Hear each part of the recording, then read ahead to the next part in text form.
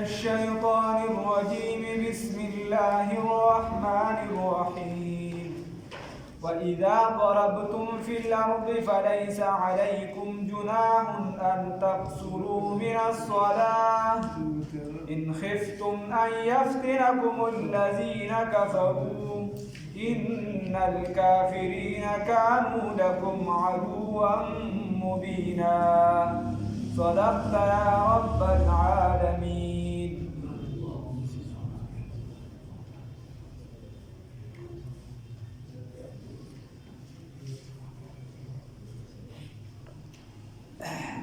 الله رب العزت مخکې ذکر وکړ د جهاد او د هجرت. چونکې جهاد او هجرت دی کې سفرونه ډیر زیات راځي او عام زندگی کې د انسان معمول دی چې دا راځي، خو جهاد او هجرت هنوم د سفر دی ټول. نو د دې وجې الله رب العزت ورپسې جوخته د سفر د مونځ خبره وکړله چې کله انسان په سفر باندې وځي نو دی به څنګه مونځ کوي. دلته خو ذکر د جهاد کې د سفر دی، خو بیا د مونځ رسول الله صلی الله علیه وسلم په مینا او عرفات کې چې کله د مدینې منورې نه ورغلی د حج لپاره، نو په دغه موقع باندې رسول الله صلی الله علیه وسلم دوه رکعاته کړي دي، ځکه چې رسول الله صلی الله علیه وسلم چې دی نو هغه مسافر و، بیا دوه رکعاته کړي دي او وطن اصلي چې دی هغه بیا مدینه منوره ګرځېدلې وه. نو رسول الله صلی الله علیه وسلم دغه دوه رکعاته بیا د ټول امت لپاره چې دی د سفر په دوران کې دوه رکعاته دي. اوس دا یو څو مسایل زده کړئ. دا سفر څومره اندازه ده؟ 48 میل وا څه کم 78 کیلومیټر چې اختلافات وغیرہ ته وباسي بلا کسی پیسی دی پکې خو څه کم 78 کیلومیټر راځي. چې کله د انسان دا اراده وي چې زه به دومره سفر کوم، د هغې په اراده ځي او د 15 ورځو نه کم هلته پاتې کېږي، نو چې کله ځان لمونځ کوي بیا به 2 رکعاته فرض کوي، چې کم 4 رکعاته مونځونه دي هغې کې به 2 رکعاته فرض کوي. صحیح یوه مسله. بله خبره دا ده چې دغې سر سنت چې کوم دي،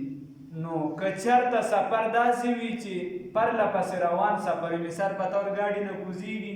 او بیا بل ګاډي ته هیږي، که سهولت ورته وي نو پکار دی چې سنت وکړي، که سهولت ورته نه وي سنت ترې نه کوي. که سهولت ورته وي سنت ترې وکړي، که سهولت ورته نه وي سنت ترې نه کوي، خو په سنت کې کموالی نشته. صحیح. دویمه مسله. درېیمه مسله دا ده که چېرته دغه کس د هغه ځای امام پسې ودرېده، مقیم امام پسې، یعنې چې کوم د هغه ځای خپل امام دی هغه 4 رکعاته کوي، دی به بیا 4 رکعاته کوي، بیا کمول نشته. اوس عام بنده دی او مسافر امام پسې مانځه ته ودرېده، مسافر امام پسې هغه دی مسافر او دی ورپسې عام مونځ کوي. لکه موږ چې کله د اجتماع راتلو دا مسله راغلې وه، موږ سره د سراج استفلاق او هغه ته یو پنجاب یو کس هغه ورته چې مونځ راکړه، موږ چرندام کو، هغه ورته چې زه مسافر یم، هغه ورته چې خیر دی جمع راکړه، نو هغه ورته وایي چې نه ستا مونځ ما پسې نه کېږي، نو هغه پنجاب والا ورته چې نه زما پسې کېږي، ته مسافر یې، ته خپل 2 رکعاته وکړه، بس زه به بیا خپل مونځ پوره کړم. خیر بیا سراج استفلاق ته بله خبره وکړي، تا سرګو دا تبلیغ لتلي او دا واغې کیسې پیسې، خیر خو دا خبره ورته داسې وکړه، نو خبره ټیک وله چې کله مسافر امام پسې څوک ودرېږي نو مسافر امام به 2 رکعاته خپل وکړي، پس د هغې هغه ووایي چې بهی زما مونځ چې دی دا سفرانه دی، هغه به ودرېږي، هغه به سلام واړوي او دا بل کس به ودرېږي، دی به خپل 2 رکعاته چې دی پوره کړي، دی مقیم دی چونکې دی به خپل 2 رکعاته پوره کړي، خو دی 2 رکعاتو کې به دی بیا سبق نه وایي، دا چې دی نو د امام تابع دی دې ټیم کې دی به ورپسې چې دی نو سبق نه وایي، دا ځان له هم سبق نه وي دغه 2 رکعاتو کې. یوه دا شو. او بله مسله دا ده چې دی به د کوم ځای نه دا مونځ شروع کړي، کله چې د خپلې علاقې د حدودو نه وځي بس دی بیا سفرانه مونځ شروع کړي، او چې تر کومې پورې خپلې علاقې ته نه وي رارسېدلې تر هغې پورې به سفرانه مونځ کوي. اوس که دی په خپله خوښه 4 رکعاته وغیره کوي نو امام ابو حنیفه رحمت الله علیه وایي چې دی ګناهګار دی، دی به 2 رکعاته لازمي کوي، که چېرته ځان لمونځ کوي بیا به دی لازمي 2 رکعاته کوي، چې کوم 4 رکعاته مونځونه وي 3 رکعاته یا 2 کې هغې کې کموالی نشته. ځکه چې د رسول الله صلی الله علیه وسلم نه پوره زندګۍ کې د سفر په دوران کې 4 رکعاته نه دي ثابت، هغه 2 رکعاته کړي. صحیح؟ دا پکې یو څو مسلې. یوه مسله اهمه دا ده، رسول الله صلی الله علیه وسلم بخاری شریف او مسلم شریف کې حدیث دی چې رسول الله صلی الله علیه وسلم چې کله به سخت بیمار وسه موقع باندې او باران وسه مدای په موقع باندې 2 منځونه یو ځای کړي، نو خلکو ته دغه ځای نه یو غلط فهمي پیدا کیږي چې هغه بیا په وړه وړه باندې 2 منځونه یو ځای کړي. بعض حضراتو بلیدلی بار ملکونو کې، نو هغې نه دا کیسه د دې غلطه ده. اگر رسول الله صلی الله علیه وسلم لومبني د مازیګر مونځ تر اخري وخته پورې رسول دی، نو چې دې کې اخري وختونو دې کې د مازیګر مونځ کړی دی، او بیا چې کله د ماښام لومبني وختونو په هغې کې بیا د ماښام مونځ کړی. خبره داسې ده، خو خلکو د ځان د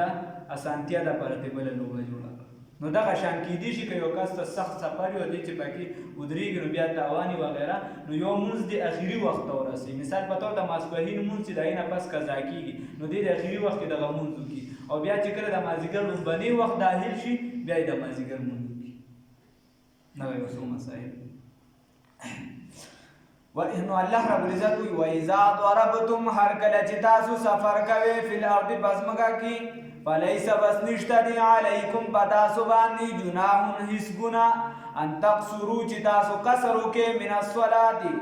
د مونځونو نه، چې تاسو کټ کې مونځونه د 4 په ځای 2 رکعاته کې. مور بی بی فرمایي عایشه رضی الله تعالی عنها چې اصل مونځ چې دی نو دا 2 رکعاته فرض، خو بیا د مقیمینو دپاره ورسره 2 رکعاته زیات شو، او د نورو عامو صحابو دا رای ده، هغې وایي چې نه اصل مونځ چې دی دا 4 رکعاته فرض دی، خو د مسافر دپاره پکې 2 رکعاته کم شوي دي. د مور بی بی خپله ذاتي او رای ان د دې خبرې تقصرو چې تاسو قصر وکئ من الصلاة د مونځونو نه ان خفتم که چېرته تاسو یریږئ ان یفتنکم الذین چې په فتنه کې به واچي تاسو له هغه کسان چې تکلیف به درکړي تاسو له هغه کسان کفرو چې کافران دي. ان الکافرین یقینا کافران کانو دی لکم ستاسو دپاره عدوا مبینا دشمنان ښکاره. وَإِذَا كُنْتَ اوس نبی کریم صلی الله علیه وسلم ته فرمای وَإِذَا كُنْتَ هر کله چې ته فیهم په دوی کې فاقمت نو قایم کړه هم د دوی دپاره الصلاة مونځ فلتقم فکار دی چې ودرېږي طائفتون یوه ډله منهم د دوی نه معک سره ستا ولیأخذوا او واخلي اسلحتهم اسلحه خپله. دې ته ویلی شي صلات دا یارې مونځ. د رسول الله صلی الله علیه وسلم یو غزوه وه ذات الرقاع، د هغې په موقع باندې چې دی کافرانو دا سلا وکړله چې وایي زمونږ نه خو د ماسپښین په مونځ کې اخوا دېخوا وشو. مسلمانانو خو چې کله مانځه ته نږدې شي دی بیا په یو څه بل څه نه پوهېږي، دی بیا الله طرف ته متوجي، بس چې کله دې سجدې ته ښکته شي بس حمله به پرې وکړو ختمه به وله کیسه. دی دا فیصله وکړله او رسول الله صلی الله علیه وسلم ته الله د وحي په ذریعه د مازدیګر نه مخکې دا اطلاع ورکړله. نو د هغې بیا چې کله مونځ کې د مانځه ټیم راشي او حمله نه وي شوې او د حملې یره وي،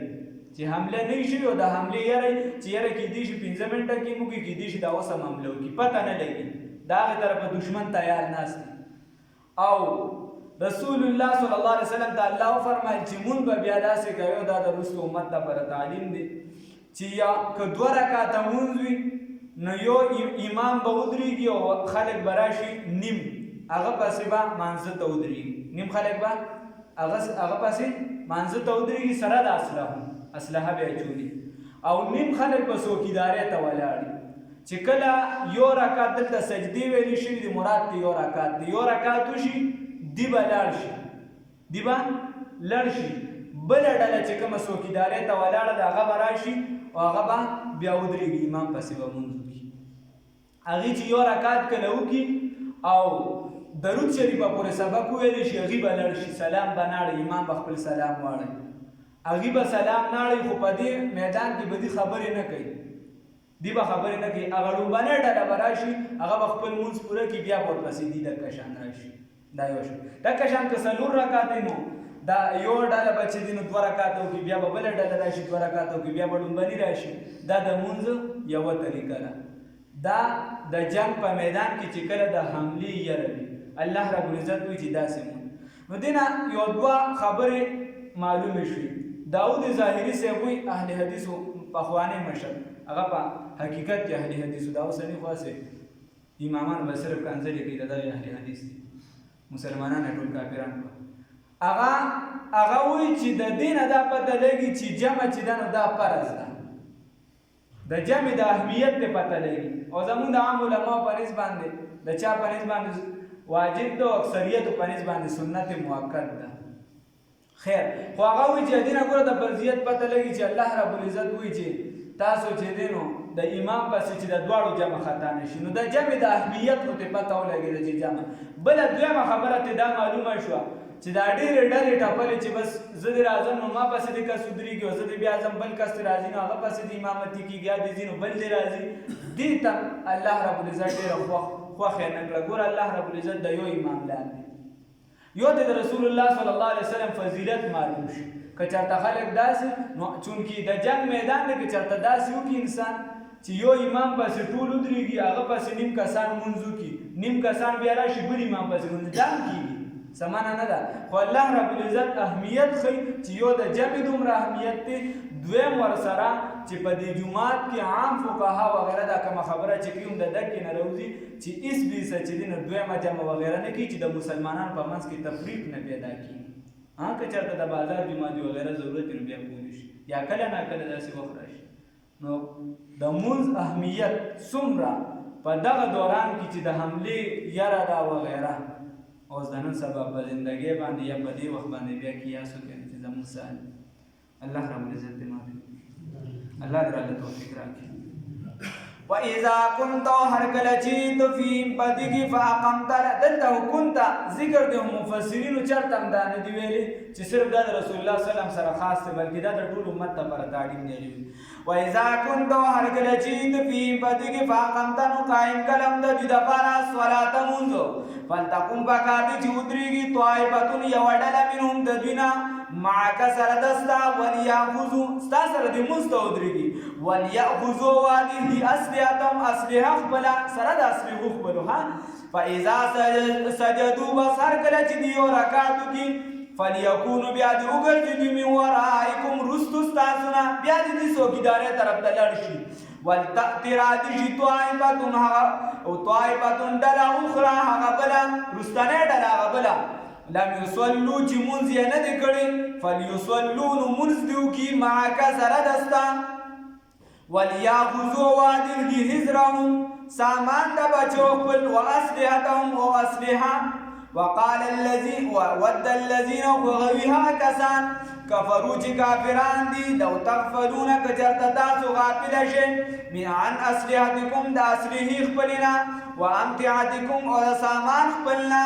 فيميلون نو حمله وکړي علیکم بداسو باندې ميلة واحده فيوزه حمله جمله فيوزه در باندې دي حمله کوي د اراده لري چې سجدي تخته چې حمله در باندې وکړي. ولا جناح نشتدیز گناہ علیکم بداسو باندی ان کان بکم کچر دوی تاسو تا ازن تکلیف مم مطورن دباراننا او کنتم یا تاسو مرضا یا وی تاسو تا مرضا سو بیماری اس که تاسو تا سو بیماری بھی سختا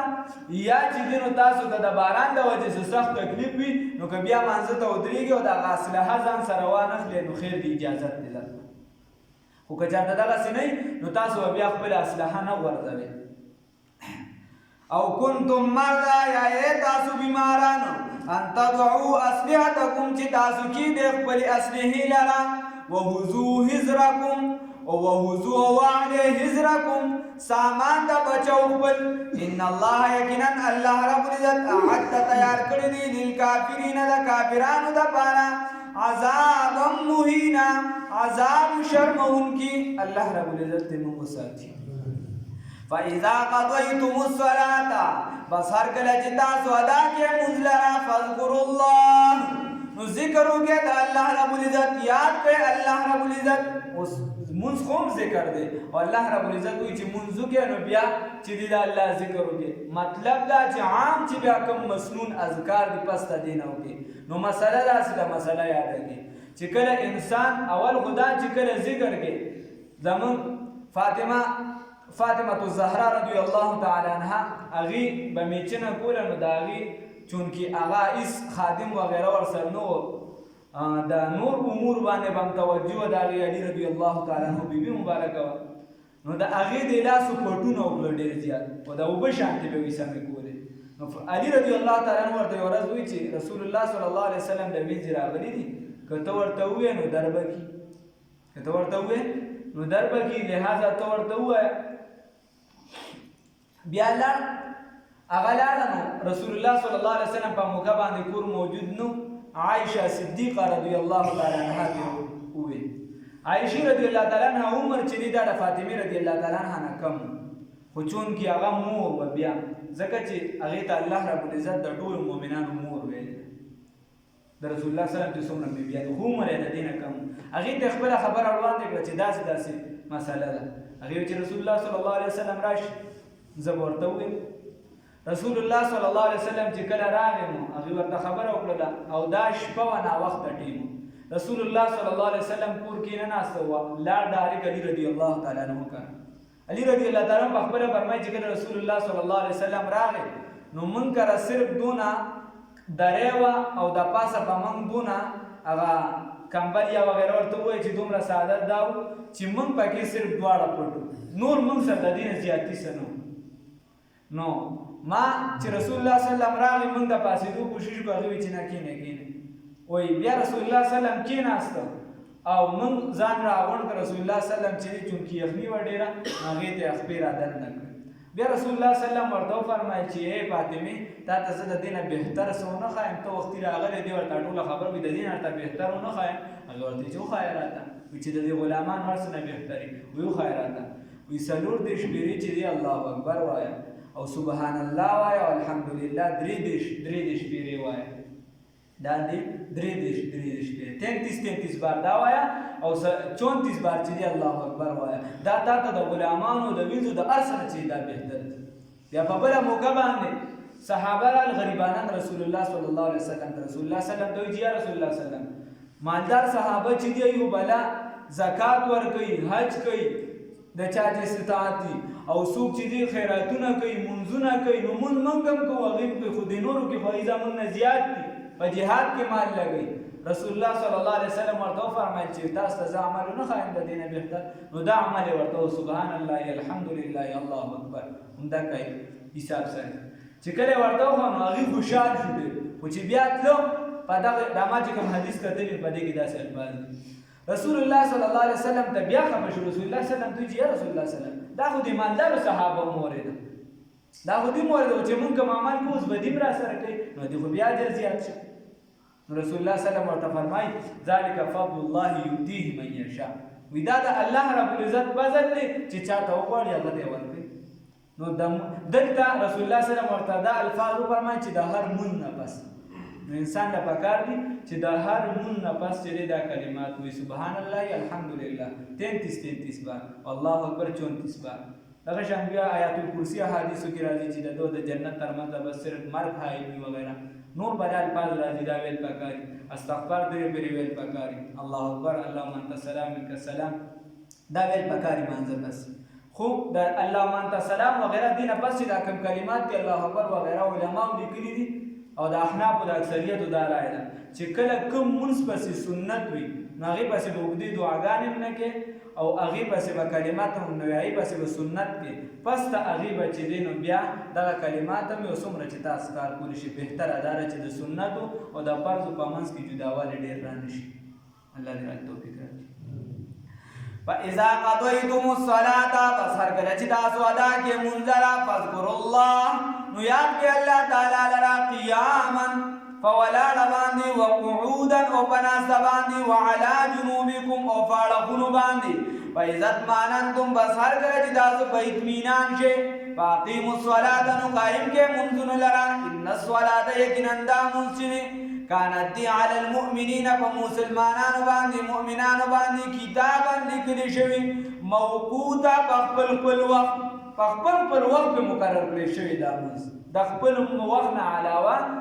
نور وختونو کې چې دی نو دا نه دی د خپل وخت خیال ساتل بګای تاسو ته چې ما څنګه وي علماء لیکلي دي چې اسپیسا دا ما چې تاسو رسول الله سلام دغه شان اخیری وخت پورې رسول دې مونږ پس دا هغې چې دی بیا په بل لومبني وخت کې بل مونځ کړی علماء وایي چې اسپیسا یو کس رالیږي او د ماښام مونځ په مازدیګر کې کوي یا چې دی د مازدیګر د ورځې ټول مونځونه لکه د شیعګانو په یو ټیم کې کوي د بعضو فرقو په شان د ده مونځ نه کېږي هسې ګپ نه لګي ځکه الله وایي کتابا موقوتا ولا تهنوا تاسو سستی مکوئ فی ابتغاء القوم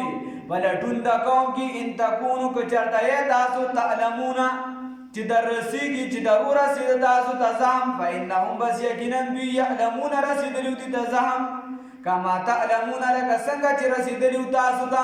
الله رب العزت وایي چې کوم کافر قوم دي بس تاسو تعقب کوئ راټینګوئ وغیره نو لټتوب پکې مه کوئ سستي مه کوئ که تاسو وایئ چې موږ ته زهم را رسېدلی دکه شانتي ته هم تکلیفونه رسېدلي وترجون خو خبره دا نه تا هغه کې فرق دا دی هغه ته هم زهم دی او تا ته هم زهم دی خو خبره دا ده وترجون چې تاسو امید ساتئ من الله د الله رب العزت نه ما هغه لا یرجون چې دی امید نه ساتي وکان الله یقینا الله رب العزت علیما علم والا دی حکیما حکمت والا دی خدای ترانه خوشحال شي د دواړو جهادونو خیر مو نصیب کړي د اعمال ابتدي نیک نصیب الله دینداره تقواداره پرهیزګاران جوړ کړي الله ترانه خوشحاله شي الله مونږ ډېر زیات ګناهګار یو الله تعالی باندې د رحم معامله را سره وکړي الله د رحم معامله را سره وکړي الله د قرآن پاک درته وسیله کړو الله ستا محبوب محمد نبی کریم صلی الله علیه وسلم درته وسیله کړو الله زموږ څومره ګناهونه دي ته راته معافي وکړه الله د محبوب نبی کریم صلی الله علیه وسلم په وسیله او په برکت سره موږ د ګناهونو په وجه مه راټینګوه الله د نبی کریم صلی الله علیه وسلم په برکت او توفیق سره یا الله د قرآن د عظیم الشان د درس په برکت سره خدای پاک دا کومه وبا چې راخوره ده الله موږ ته بچ کړه الله موږ ټول مسلمانان ته بچ کړه الله دا ټول مسلمانان ته په امن کړه الله دا ملک ته په امن کړه الله هر اسلامي ملک ته په امن کړه الله هر مسلمان وګړی ته بچ کړه الله دا موږ چې دلته راغلي ستا د رضا دپاره راغلي الله ستا د خوشحالو دپاره راغلي الله خپله رضا او خوشحالي را نصیب کړه الله د دې آفتونو نه بچ کړه الله د دې مصیبتونو نه بچ کړه الله د هر قسمه بیمارو نه بچ کړه الله زموږ څومره مشران کشران دي همزولي دي کورواله دي خپلوان دي ملګري دي الله ټول ته بچ کړه الله ټول د دې آفتونو مصیبتونو نه بچ کړه الله په خپل فضل او کرم سره الله تا راغونډ کړي الله دکه شان په حرمینو شریفینو کې رايوځای کړه الله دکه شان په میدان محشر کې د جنت په اعلی مقاماتو کې یوځای کړه الله دکه شان موږ ټول د بیمارو نه محفوظ کړه الله تم محفوظ کړه الله چابیان ستا په لاس کې الله ستا په لاس کې شفا ده الله چې کومې بیمارۍ د دغې نه شفا راکړه او د نور بیمارو نه محفوظ وساته الله که هر قسمه بیماری که روحاني وي که جسماني وي که ظاهري وي که باطني الله موږ ته محفوظ وساته الله خپل رضا خپل دیدار راته بار بار را نصیب کړه الله د حرمینو شریفینو حفاظت وکړه الله د دې اسلامي ملک او د هر اسلامي ملک حفاظت وکړه الله د هرې فتنې نه حفاظت وکړه الله ته زموږ د مسلمانانو د هرې فتنې نه حفاظت وکړه الله د دې شور د دې غوبل نه د دې میډیا د دې غل غشان نه یا الله ټول محفوظ وساته الله په حقیقت کې محمدیان جوړ کړه الله په حقیقت کې خپل بندگان جوړ کړه الله د رښتیا ویلو توفیق را نصیب کړه الله د حق ویلو توفیق را نصیب کړه الله ترانه خوشحال شه الله څومره مسلمانان وفات شوي الله ته قبرونه د جنت د باغچونه باغچه وګرځوه الله زموږ په نیک اعمالو کې د هغې پوره حصه وکړه الله که چېرته په څه اعمالو په وجه راګیر وي الله ته ورته خلاصي ورکړه الله موږ ته هم خلاصي راکړه الله د دنیا او د آخرت خوشحالي مو نصیب کړه الله د دنیا او د آخرت راحت مو نصیب کړه الله ته رانه رضا شه آخر وخت کې دا عظیم او برکت والا کلمه نصیب کړه چې لا Ya, tanta que me queda de lado y